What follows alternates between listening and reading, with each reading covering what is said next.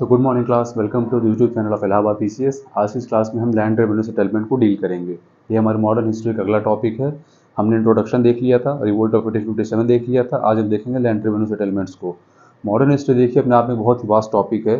From battle of Plassey से start होकर के 1947 के वॉर तक आता है। अप्रॉक्स 200 साल का पूरा ये अपना पीरियड है। इस 200 साल में जो सबसे ज़्यादा इंपॉर्टेंट होते हैं अपने प्रीलिम्स एग्जाम के लिए, उस पर सबसे ज़्यादा क्या करेंगे, डील करेंगे। ठीक है, तो उस टॉपिक में से एक ये जो अपना टॉपिक है ना, लैंड रेवेन्यू सिस्टम, ये सबसे ज़्यादा इंपॉर्टेंट टॉपिक है। यहाँ से भी क्वेश्चन हर साल आते हैं। जिस फॉर्म में आते हैं, जिन एरिया को टारगेट करते हैं इस पोर्शन से क्वेश्चन, उस क्वेश्चन को हम उस एरिया को देखेंगे और उसको डील करेंगे। क्यों? ताकि एग्जाम में हमारे कोई भी क्वेश्चन जो रहे वो छूटे ना और इजीली हो जाए। तो चलिए आज के टॉपिक को स्टार्ट करते हैं। देखिए आज का हमारा टॉपिक क्या है, लैंड रेवेन्यू सिस्टम। तीन तरीके के लैंड रेवेन्यू सिस्टम है। फर्स्ट कौन है? Permanent settlement, second Ryotwari settlement, third Mahalwari settlement. अब इन तीनों को हम डिस्कस करते हैं, किसको किसने फॉर्म किया, किस साल में फॉर्म हुई चीज़ें और उनके अंदर क्या क्या प्रोविजंस थे। ठीक, तो चलिए स्टार्ट करते हैं क्लास को। देखिए परमानेंट सेटलमेंट जो है, इसको किसने फाउंड किया है? देखिए इसको पहले यहाँ पर नोट कर लें। परमानेंट सेटलमेंट को फाउंड किया है किसने?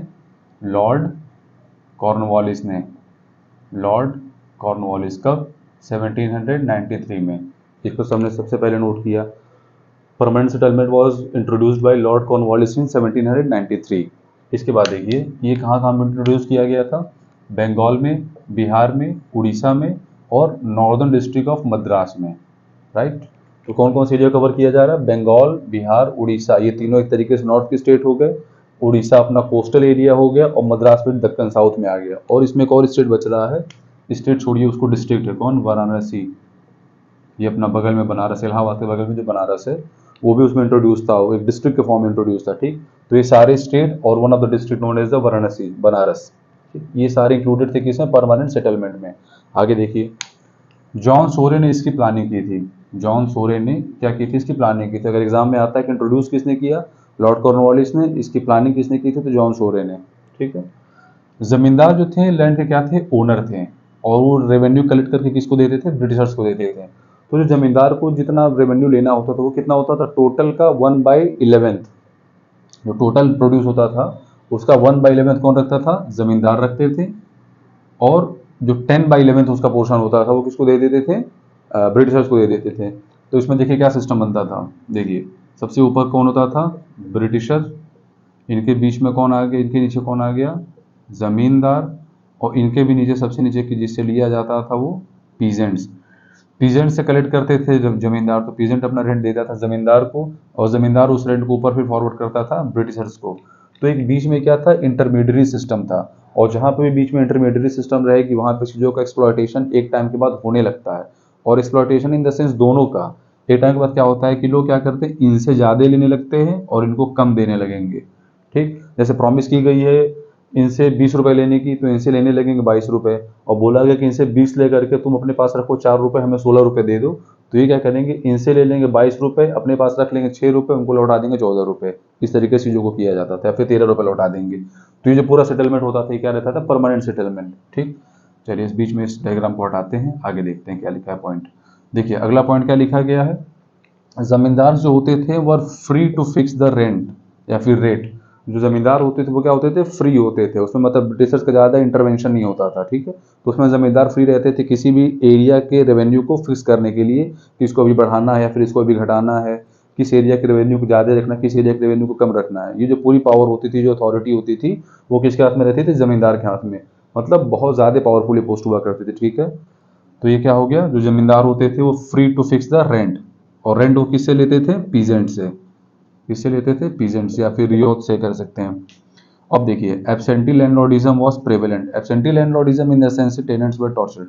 Absentee landlordism in the sense ये होता था कि जैसे मान लो कि एक मैं जमींदार हूँ, ठीक, मुझे गांव की जिम्मेदारी मिल गई कि मुझे यहाँ से रेवेन्यू कलेक्ट करके या फिर किसी एक पर्टिकुलर पीजेंट से कलेक्ट करके ब्रिटिशर्स को उसको फॉरवर्ड करना है। ठीक है, मैंने क्या कर दिया कि जैसे मुझे वहाँ से कलेक्ट करना है 100 रुपया, मैं क्या कर दूंगा कि अब उसके लिए भाई मुझे प्रॉपर फील्ड में रहना पड़ेगा, उस एरिया में रहना पड़ेगा। मैं क्या करूंगा वहाँ पे कि एक अपने बिहार पे एक लोग हम रख लेंगे। ठीक, हमें कलेक्ट करना था कितना? 100 रुपये। हम उसे बोलेंगे भाई देखो तुम हमें 100 रुपये कलेक्ट करके दे दो, उसके ऊपर जितना तुमको मन कर रहा है तुम वो कलेक्ट करो, लेकिन उनसे पैसे कलेक्ट करके 100 रुपये पहले हमें दो, तुम्हें जो करना है वो करो, जो भी उनके साथ एक्सप्लॉयटेशन करना है वो तुम करो। और उस पैसे को फिर जमींदार लेकर के किसको ट्रांसफर कर देता था, ब्रिटिशर्स को।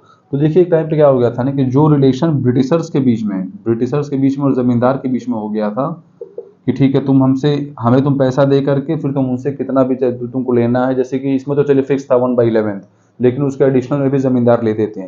तो जमींदार ने क्या कर दिया था, जो एब्सेंटी लैंडलॉर्डिज्म में क्या होता था कि अपने नीचे एक एडिशनल जमींदार को रख लेते थे, या फिर एक एडिशनल ऐसे ऑफिसर को या फिर किसी लोग को पकड़ लिए, किसी पर्टिकुलर को, कि तुम जाओ वहां से रेवेन्यू कलेक्ट करो, 100 रुपये हमें दो, अगर तुम्हें जो चाहिए तुम उसके ऊपर क्या करो, कलेक्ट करना स्टार्ट कर दो। तो वहां पे क्या हो गया था कि जो पीजेंट्स थे उनका क्या स्टार्ट हो गया था, एक्सप्लॉयटेशन स्टार्ट हो गया था। ठीक, अब जहां पे उनको सिर्फ एक ही आदमी को 100 रुपये देना पड़ता था, वो लेकर के पास कर देता था ब्रिटिशर्स को, वहां पे क्या हो गया था कि वो जमींदार बीच में से हट गया, वो अपने बिहाफ पे एक और लोग ऐड कर दिया। तो वो उसका पहले 100 रुपये कलेक्ट करता था अपने जमींदार का, फिर वो खुद अपने लिए पर्सनली कलेक्ट कर लेता था, जो भी 20-30 रुपये जो भी हो गए। और लॉन्ग टर्म में आप मान के चलिए कि, और ये फैक्ट है एनसीईआरटी में इसको मेंशन भी किया गया है, कम से कम जमींदार और पीजेंट के बीच में ऐसा देखा गया कि 10 से लेके 12 तक उसमें पीजेंट्स एडिशनल ऐड हो गए थे, जो कि नॉर्मल एक पीजेंट को 100 रुपये देना था वो कहीं बढ़ करके 200-300 रुपये तक चला गया था। ठीक, कि एक जमींदार अपना पैसा उसको लेकर के दे रहा है, फिर वो उसने किसी और को अपॉइंट कर दिया, वो उसको टोटल लेकर दे रहा है, फिर वो अपना वहां से कलेक्ट कर रहा है। इसी तरीके से ये पूरी चेन बिल्डअप होते चली गई थी। तो एक जमींदार के बीच में और एक पीजेंट के बीच में मल्टीपल जो थे जमींदार उसमें प्रेजेंट हो गए थे। तो इसको क्या कहा जाता था, इसको कहा जाता था एब्सेंट लैंडलॉर्डिज्म, कि जो मेन है वो रहेगा नहीं, लेकिन लैंडलॉर्डिज्म जो रहेगी वो पूरे तरीके से पहले से भी और ज़्यादा मजबूत होगी रहेगी, वो चीज़ रहती थी। अब देखिए इसमें क्या होता था कि जो टेनेंट्स होते थे वो क्या होते थे, टॉर्चर्ड होते थे। टॉर्चर्ड होंगे ही होंगे कि भाई आपको 10 रुपये देने होते तो उसके जगह पे आपको क्या करने पड़ रहे हैं, 100 रुपये देने पड़ रहे हैं। आगे देखिए, इफ जमींदार फेल्ड टू पे द रेंट, या फिर जमींदार फेल्ड टू पे द रेवेन्यू, तो क्या किया जाता था, ब्रिटिशर्स क्या करती थी, लैंड को ऑक्शन कर देती थी, जो जमीन होती थी उसकी क्या लगा देती थी, बोली लगा देती थी कि ठीक है आप हमें इस एरिया का हमें जो भी रेवेन्यू होगा हम जनरेट करके दीजिए। अब जब उस रेवेन्यू को जमींदार फेल्ड हो जाता था जनरेट करने में, कलेक्ट करने में गिवन अमाउंट ऑफ टाइम में, तो उस लैंड की क्या कर दी जाती थी, ऑक्शन कर दी जाती थी, उसकी नीलामी कर दी जाती थी। एक सेकंड रुकिए, अरे वो बाहर गाना वाना बजने लगता है फिर जाकर समझाना पड़ता है उसमें। ठीक है, तो ये अपना क्या हो गया, परमानेंट सेटलमेंट हो गया। इंट्रोड्यूस किसने किया था, कॉर्नवालिस ने, कब, 1793 में। आइए सेकंड पे आते हैं, सेकंड को देखते हैं। ठीक है, इसको बीच में से हटा दिया जाए क्योंकि बीच में भी कुछ डायग्राम बनाने होंगे, उसको समझा दिया जाएगा देख के। देखिए इसको क्या हुआ था, इसको कहाँ पे इंट्रोड्यूस किया गया है, बॉम्बे में, मद्रास में एंड असम में। ठीक, कब किया गया है, 1820 में। इसको कब किया गया था, 1793 में। इसको किसने किया था, थॉमस मुनरो ने और चार्ल्स रीड ने। ये दो नाम अपने को याद रखने हैं, थॉमस मुनरो का और चार्ल्स रीड का। कब हुआ था इन लोगों का, 1820 में लोगों ने इंट्रोड्यूस किया रैयत वाली सेटलमेंट।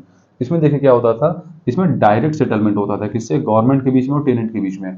जब परमानेंट सेटलमेंट जब इतने सारी कंप्लेन आनी स्टार्ट हो गई थी, किसको लेकर के, जमींदार को लेकर के, तो गवर्नमेंट ने क्या सोचा कि ठीक है अब हम पीजेंट से डायरेक्ट अपना डील करेंगे।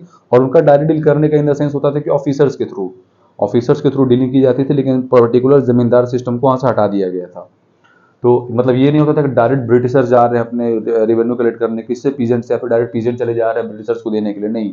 उनके बीच में ऑफिसर्स होते थे जो कि उनके जरूर अपॉइंट किए जाते थे, ना कि कोई जमींदार होता था जो उस एरिया का अपना हेड होता था। ठीक, इसमें देखिए क्या होता था कि डायरेक्ट सेटलमेंट हो गया किसके बीच में, गवर्नमेंट के बीच में और टेनेंट के बीच में। इसमें रेवेन्यू किस पे बेस होता था, क्वालिटी ऑफ सॉइल पे और नेचर ऑफ क्रॉप पे। आप किस नेचर का क्रॉप उगा रहे हो, आप कैश क्रॉप उगा रहे हो या फिर आप नॉर्मल क्रॉप उगा रहे हो, मिक्स क्रॉप उगा रहे हो, आपकी क्वालिटी ऑफ सॉइल क्या है। जैसे गंगा एरिया में तो फर्टाइल एरिया है, ये अपना इलाहाबाद का जो एरिया है, गंगा यमुना दोआब वाला, ये फर्टाइल एरिया है। तो इधर का जो रेवेन्यू होगा उस समय में रैयत वाली सेटलमेंट में वो क्या रहेगा, ज़्यादा रहेगा। और कोई अगर दक्कन में चले गए तो उधर का रेवेन्यू क्या रहेगा, थोड़ा सा कम रहेगा, क्योंकि उधर ज़्यादा फर्टिलिटी है नहीं। तो डिपेंड करता था क्वालिटी ऑफ सॉइल पे और नेचर ऑफ क्रॉप पे। ठीक, ये एक अच्छी चीज़, ये बढ़िया चीज़ थी। और जो रेवेन्यू था ना उसको फिक्स किया गया था for a period of not exceeding 30 years. 30 साल से ज़्यादा के लिए तो उसको फिक्स नहीं करते थे, लेकिन एटलीस्ट 30 साल तक क्या होता था, रेवेन्यू फिक्स हो जाता था। अब यहाँ पे एक कॉन्सेप्ट को समझिए, मान के चलिए कि ये कोई यूनिट है, लैंड है L1। ठीक, इसकी हमने क्या कर दी, 30 साल के लिए हमने इसकी रेट को फिक्स कर दी कि आप हमें यहाँ से हर महीने 100 रुपये चाहिए, है ना। अब ये डिपेंड किस चीज़ पे करता था, क्वालिटी ऑफ सॉइल पे और नेचर ऑफ क्रॉप पे, इन दोनों चीज़ पे डिपेंड करता था। इसमें क्या ये सेटलमेंट, इसमें क्या रेवेन्यू सिस्टम। हमने इस L1 एरिया के लैंड को हमने फिक्स कर दिया कितने रुपए पे, 100 रुपये पे, कि क्या चाहिए हमें, ये हर महीने में चाहिए। अब देखिए उसके बाद क्या होगा, जब ये हर महीने की बात होगी तो मानिए कभी ऐसा होगा, 30 साल का टेन्योर एक लंबा टेन्योर होता है, तो उसमें किसी कभी बारिश हुई, कभी बारिश नहीं हुई, सिंचाई नहीं हो पाई, खेती ठीक से अपनी हो नहीं पाए, तो उसमें क्या हो जाता था कि आप हमेशा तो उतना रेट दे नहीं पाओगे। मानो आज आपका 100 रुपया फिक्स है, आने वाले समय में आपकी खेती थोड़ी खराब हो गई, बारिश नहीं हो पाई या फिर सिंचाई नहीं कर पाया, फिर कोई और दिक्कत होगी, फैमिली में कोई प्रॉब्लम आ गई, तो आपका एग्रीकल्चर हो नहीं पाया, तो उस समय भी क्या करना है आपको, 100 रुपये ही देने हैं। क्यों? क्योंकि रेवेन्यू को तो पूरे 30 साल के लिए फिक्स कर दिया गया है।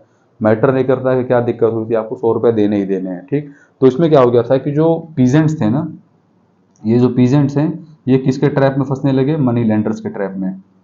जो मनी लेंडर्स होते थे, जो साहूकार लोग होते थे, उन लोग के ट्रैप में कौन फंसने लगे, पीजेंट्स। क्यों? क्योंकि उनको भाई अपना रेवेन्यू देना है, पीजेंट्स को अपना रेवेन्यू तो ब्रिटिशर्स को देना ही देना है, क्योंकि ऑफिसर आएंगे पैसा कलेक्ट करके लेके जाएंगे। इनका क्या सीन हो गया कि अब इनके पास पैसे हैं नहीं, खेती ठीक से हो नहीं पाई थी, तो ये क्या करने लगे, मनी लेंडर्स के पास गए, उनसे कुछ अमाउंट ऑफ मनी बोरो किया, उसके लिए जाकर के ऑफिसर्स को दिए। अब अपना पहले पैसा ऑफिसर्स को दिए, फिर वो जाके कहाँ पास ऑन किया, ब्रिटिशर्स को। अब ये जो पैसे लिए मनी लेंडर से, वो बहुत हाई रेट ऑफ इंटरेस्ट पे पैसा देता था पीजेंट्स को। अब इसको वापस पैसे देने मनी लेंडर्स को भी, तब उसमें फिर एक ट्रैप फंसने लगता था कि एक मनी लेंडर से जब पैसा इनसे मानो कि कोई ले लिया, 100 रुपये ले लिया वो इस रूप मनी लेंडर 1 से, तब वो जब इसको पे करना होगा, तब उसके पास तो भाई खेती हुई नहीं थी, तब वो क्या करेगा, तो वो फिर पहुंचेगा पीजेंट किसके पास, मनी लेंडर 2 के पास। अब इसे जो पैसे लेगा इंटरेस्ट के साथ, मान के चलो कि 120 रुपये ले लिया, क्योंकि ये 100 रुपये ले थे तो उस पर इसका इंटरेस्ट भी रहेगा, तो हुआ था टोटल 120। तो ये क्या किएगा, सेकंड मनी लेंडर के पास जाकर के उससे 120 रुपये ले लेगा, तो जाकर के फर्स्ट वाले को देगा। अभी 120 के ऊपर ये जो रहेगा, अभी इसका 140 रुपये का रेट आ जाएगा पीजेंट का। तो अब देख रहे हो ना किस तरीके से फंसते चला जा रहा। फिर अब 140 को इसको कैसे दे, स्टार्टिंग में 100 तो दे नहीं पा रहा था, बात आ गई 140 रुपये तक देने की। फिर वो पहुंचा था मनी लेंडर 3 के पास, मनी लेंडर 4 के पास। इस तरीके से जो फार्मर थे वो क्या हो जाते थे, खुद को एक मनी लेंडर के साथ ट्रैप में फंसा लेते थे, और ये चीज़ क्या हो गई थी, बाद में दिक्कत करने लगी थी पीजेंट्स को, या फिर जो कल्टिवेटर्स होते थे उनको, किसान को। तो इस चीज़ को हमें समझना है, इस कॉन्सेप्ट को समझना है। अगले कॉन्सेप्ट को आप देखिए, कल्टीवेटर्स जो थे कहाँ, देखिए कल्टीवेटर्स कहाँ पहुंचने लगे, मनी लेंडर्स के पास पहुंचने लगे सारे कल्टीवेटर्स। क्यों? इसलिए पैसे लेने के लिए। उसके बाद देखिए गवर्नमेंट क्या हो गई थी, एक तरीके से क्या करने लगी थी, जमींदारी का सिस्टम स्टार्ट कर दी थी, मतलब खुद एक जमींदार के तरीके से बन गई थी कि चीज़ों को समझना नहीं है, किसी की बात सुननी ही नहीं है कि चलिए आपका खेती कम हुआ, जो भी रीजन XYZ रीजन से हुआ हो, वो बात सुनते ही नहीं थे। बस उनको जाना है, ऑफिसर्स को अपने भेजना है और रेवेन्यू को कलेक्ट करके वहाँ से लेके आना है। ठीक है ना। और देखिए इसमें क्या हो गया था कि जो पीजेंट थे at the mercy of officer, क्योंकि एट द एंड में क्या होता था, ग्राउंड लेवल पे कौन रहता था, ग्राउंड लेवल ब्रिटिशर्स तो आते नहीं थे, ग्राउंड लेवल पे कौन आता था, ऑफिसर्स। तो ऑफिसर्स के मर्सी पे सारे पीजेंट रह गए थे कि अगर ठीक है, अगर ऑफिसर चीज़ों को समझ गया तो चीज़ें ठीक हैं, अगर ऑफिसर चीज़ों को नहीं समझा तो फिर उनको क्या करना पड़ेगा, अपना रेवेन्यू देना ही देना पड़ेगा। इसमें देखिए कितना बैकग्राउंड आ रहा है इसमें, ठीक आ रहा है ना। तो क्या हो गया था, ग्राउंड पे जो रहते थे कौन रहते थे, ऑफिसर्स। तो जो भी ऑफिसर्स के मर्जी पे चीज़ें चलती थी कि ठीक है, अगर ऑफिसर ने चाहा तो हमें रेवेन्यू देना है, अगर वो मतलब चीज़ों को समझ गया तो फिर मतलब उतनी दिक्कत नहीं होती थी, कुछ टाइम मिल जाता था रेवेन्यू देने के लिए। ठीक, लेकिन रेवेन्यू तो भाई देना ही पड़ता था। तो इसमें क्या सिस्टम था, ब्रिटिशर जो थे वो डायरेक्ट डील करते थे किससे, पीजेंट से। अब इसमें बीच में ऑफिसर्स को नहीं लगाया गया, हालांकि बीच में ऑफिसर होते थे, बिना ऑफिसर के कोई डील कर ही नहीं पाएगा डायरेक्ट गवर्नमेंट, क्योंकि लोग बहुत ज़्यादा हैं ना। तो ये अपना क्या हो गया, रेतवारी सेटलमेंट हो गया। अब देखिए थर्ड को हम देखते हैं क्या है, Mahalwari settlement. Mahalwari settlement start कब हुआ था, इसको स्टार्ट शायद किया गया था 1833 के आसपास में। इसको एग्जैक्ट इसका डेट नहीं याद आ रहा है इसको, लेकिन 1833 में किसके टेनोर में, विलियम बेंटिक के टेनोर में इसको इंट्रोड्यूस किया गया था महलवारी सेटलमेंट को। किसके टेनोर में किया गया था, विलियम बेंटिक, है ना। विलियम बेंटिक के टेनोर में इसको क्या किया, इंट्रोड्यूस किया गया था। अब देखिए नहीं 1833 में नहीं, 1822 में इंट्रोड्यूस किया गया है ये, हाँ याद आ गया, 1822 में किया गया है। अच्छा, इसको इंट्रोड्यूस किया किसने था, महलवारी सेटलमेंट को इंट्रोड्यूस किया है हॉल्ट मैकेंजी ने, Mackenzie. It was introduce by the Holt Mackenzie in 1822। इसके अंदर देखिए क्या है, इसको बोला गया था modified version of zamindari system. जो भी जमींदारी सेटलमेंट था उसका मॉडिफाइड वर्जन किसको बोला गया था, महलवारी सेटलमेंट को, राइट। उसके बाद देखिए इसको इंट्रोड्यूस कहाँ पे किया गया था, गंगा की वैली में, north west frontier province, NWFP मतलब नॉर्थ वेस्ट फ्रंटियर प्रोविंस, जो कि एरिया इंक्लूड करता है किसको, राजस्थान को, पंजाब को, ये एरिया जो इंक्लूड रहता है नॉर्थ वेस्ट वाला वो। फिर सेंट्रल इंडिया, तो सेंट्रल प्रोविंस ब्रिटिश इंडिया में किसको बोलते थे, सेंट्रल प्रोविंस बोलते थे मध्य प्रदेश को, और यूनाइटेड प्रोविंस किसको बोलते थे, उत्तर प्रदेश को। तो सेंट्रल इंडिया में रहता था मतलब मध्य प्रदेश वाला एरिया, और पंजाब। तो जितना अपना नॉर्थ वेस्ट फ्रंटियर प्रोविंस और थोड़ा सा नॉर्थ इंडिया और सेंट्रल इंडिया, इसको पूरा कैप्चर कौन करता था, महलवारी सेटलमेंट कैप्चर करता था। इसमें क्या होता था कि एंटायर विलेज को एक ग्रुप ऑफ विलेज मान लेते थे या फिर एक ग्रुप ऑफ यूनिट मान लेते थे, और उस पूरे एरिया से क्या करते थे, रेवेन्यू को कलेक्ट करते थे। कौन कलेक्ट करता था? लैंडलॉर्ड्स कलेक्ट करते थे। ठीक है, दे हैड टू पे। Revenue was periodically revise. Revenue को एक टेन्योर के बाद, मतलब ये नहीं दिया कितने साल के बाद, लेकिन उसको पीरियोडिकली क्या किया जाता था? रिवाइज किया जाता था, है ना। और ओनरशिप जो राइट होती थी इसमें अच्छी बात यह है कि किसके पास रहती थी? पीजेंट्स के पास रहती थी। मालवाड़ी सेटलमेंट में एक अच्छी बात ये थी कि जो ओनरशिप की राइट थी वो पीजेंट्स के पास रहती थी। तो ये अपना मालवाड़ी सेटलमेंट हो गया। इसको अगर मैं फिगर के तरीके से देखना चाहें तो मान के चलो कि यहाँ पे एक है village V1, V2, V3, V4। अब इसमें जो नॉर्मल इंस्टेंस में क्या होता था कि मतलब पर्टिकुलर पीजेंट से रेवेन्यू कलेक्ट किया जाता था। इसमें क्या कर दिया गया था कि पूरे एंटायर विलेज को या तो एक ग्रुप के अंदर, एक महल के अंदर, एक जैसे इसको टर्म दिया जाता था ना, महल, या फिर एक पूरा यूनिट, 4 गांव को मिलाकर के एक यूनिट बना लिए, या फिर विलेज V1 विलेज V2 को मिलाकर के क्या बना लिए? एक यूनिट बना लिए, और इस यूनिट से जाकर के रेवेन्यू को कलेक्ट किया जाता था। तो इसमें एक बेनिफिट क्या होती थी कि मान के चलो कि विलेज V1 में थोड़ी सी रेवेन्यू की क्राइसिस हो गई, या फिर विलेज 1 में 50% पीजेंट के साथ कुछ रेवेन्यू क्राइसिस हो गई, क्रॉप ठीक से जनरेट नहीं हो पाया, ठीक, तो उसमें क्या हो जाता था कि वो जो क्रॉप का जो रेवेन्यू का जो डेफिसिट होता था, जो बचे 50% रेवेन्यू के थे, जो बचे 50% पीजेंट वाला रेवेन्यू डेफिसिट था, उसको मैनेज कर देते थे कौन? V2, V3, V4 मिलकर के मैनेज कर देते थे। तो इसमें पीजेंट का एक्सप्लॉयटेशन थोड़ा सा कम होता था। अब जैसे एक आदमी को अकेले 10 रुपए देने हो, फिर अब 4 लोग मिल जाए उनसे 20 रुपए लेना, तो किसी के पास अगर पैसे कम पड़ गए तो थोड़ा थोड़ा जो भी अगला जो लोड होता है वो अदर 3 लोग को दे करके एक फाइनल दे दिया गया कि ठीक है भाई, हम लोग मिलकर के दे रहे, क्योंकि पीजेंट को समझते थे, हम लोग मिलकर दे रहे, तुम्हारे पास जब आएगा तो तुम चाहे क्रॉप के फॉर्म में चाहे पैसे के फॉर्म में हमें लौटा देना। तो इसमें क्या थी कि थोड़ा सा एक्सप्लॉयटेशन इन दोनों के मुकाबले में, परमानेंट और रैयतवारी के मुकाबले में माहलवारी में थोड़ा सा कम था यहाँ पे भी, लेकिन थोड़ा सा कम हुआ करता था। ठीक, तो ये हमारा क्या था? पूरा लैंड रेवेन्यू सिस्टम था, परमानेंट सेटलमेंट, रैयतवारी सेटलमेंट और माहलवारी सेटलमेंट। एक बार इसको आइए थोड़ा सा छोटे से फिगर के साथ समझ लेते हैं। बाकी जो टेक्स्ट था आप लोग इसको लिख लीजिएगा क्योंकि हेल्प करेगा आपके एग्जाम में। देखिए, एक हम छोटी सी डायग्राम बनाते हैं, वेन डायग्राम टाइप की, उसमें फिगर के थ्रू हम दिखाना चाहेंगे आपको। देखिए, ये आपका क्या हो गया? Permanent settlement. ये आपका क्या हो गया? रैयतवारी सेटलमेंट, है ना। और ये आपका हो गया माहलवारी सेटलमेंट। ठीक है ना। इसको किसने किया था? कॉर्नवालिस ने। इसको किसने किया है? Thomas Munro and Charles Read ने। और इसको किसने किया है? हॉल्ट मैकेंजी ने। ठीक, इसमें सिस्टम क्या था? परमानेंट सेटलमेंट में यहाँ ब्रिटिश थे, इनको रेवेन्यू कौन देता था? जमींदार, और इनको रेवेन्यू कौन देता था? पीजेंट। ये वाला पैटर्न बनता था जमींदारी सिस्टम में। ब्रिटिश मतलब पीजेंट अपना रेवेन्यू देगा जमींदार को, जमींदार अपना रेवेन्यू देगा ब्रिटिशर्स को। ठीक है ना। रैयतवारी में देखिए क्या सेटलमेंट बनता था? ब्रिटिश डायरेक्ट डील करता था किससे? पीजेंट से, रैयतवारी में। लेकिन बीच में कौन रहता था? ऑफिसर्स। ऑफिसर्स जाते थे जो ब्रिटिशर्स की तरफ से, वो बीच में रहते थे। लेकिन इसमें डायरेक्ट जो सेटलमेंट होता था किसके बीच में? ब्रिटिशर्स के बीच में और पीजेंट के बीच में। और फिर अपना जो थर्ड बन गया कौन? माहलवारी सेटलमेंट। माहलवारी सेटलमेंट में क्या होता था कि सारे विलेजेस को क्या मान लिया गया था? As a unit. Village V1 village V2 क्या थे? ये एक यूनिट थे। तो यहाँ पे एंटायर विलेज को एक क्या मान लिया जाता था? यूनिट। और यहाँ से चीजों को क्या की जाती थी? कलेक्ट, और फिर इसको पास ऑन करते थे किसको? ब्रिटिशर्स को। इसको पास ऑन कर दिया जाता था ब्रिटिशर्स को। ठीक, तो ये अपना पूरा तीनों हो गया, परमानेंट सेटलमेंट, रैयतवारी सेटलमेंट और माहलवारी सेटलमेंट। कौन इंट्रोड्यूस किया, कब हुआ, और उसके क्या क्या कॉन्सेप्ट थे, ओनरशिप राइट किसके पास होती थी, किस एरिया में किससे ज़्यादा लगाया जाता था, वो जो सारा सिस्टम था वो हम लोग ने देख लिया कि इसमें लैंड रेवेन्यू सिस्टम में। ठीक, अगली क्लास में जल्दी अपलोड कर दी जाएगी, वो रहेगी battle of Plassey and battle of Buxar. और पॉलिटी में जो क्लास स्टार्ट होना होगा वो आर्टिकल्स को स्टार्ट होगा। आर्टिकल्स की आपको ट्रिक बताई जाएगी किस तरीके से आसानी से आप आर्टिकल्स को याद कर सकते हैं और एग्जाम में उस चीज़ को आप इंप्लीमेंट कर सकते हैं। ठीक है, टिल देन जय हिंद, जय भारत।